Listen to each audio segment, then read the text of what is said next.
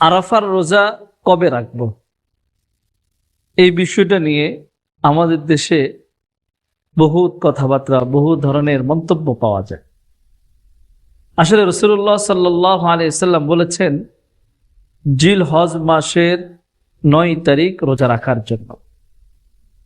এটিকে পরিভাষায় আরাফার রোজা বলা হয়। কারণ হলো জিল হজের 9 তারিখ হাজী সাহেবগণ আরাফা নামক স্থানে অবস্থান করে। তো আরাফা একটি স্থানের নাম, ও স্থানের নামের দিকে লক্ষ্য করেই ওই দিনকে আরাফার দিন বলা হয়, আর ওই দিনে রোজাকে আরাফার রোজা বলা হয়। কিন্তু মূলত হলো 9 তারিখের রোজা। তো যে যে দেশে অবস্থান করে ওই দেশের 9 তারিখ অনুযায়ী তার উপরে রোজা রাখা, আরাফার রোজাটা ওই দিন রাখা।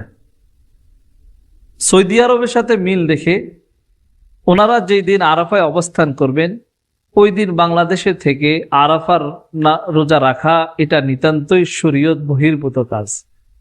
হ্যাঁ, আপনি ধারাবাহিক 9 দিন রোজা রাখার যে ফজিলত আছে সেটা রাখতে পারেন, বাকি আরাফার রোজা বাংলাদেশে 8 তারিখে আরাফার রোজা রাখা এটা শরীয়ত বহির্ভূত। এ কারণে আমাদের বাংলাদেশে আরাফা হলো 9 তারিখ 9 জিলহজ। যেদিন 9 জিলহজ হবে ওই দিনে আমাদের দেশে আরাফার রোজা হবে।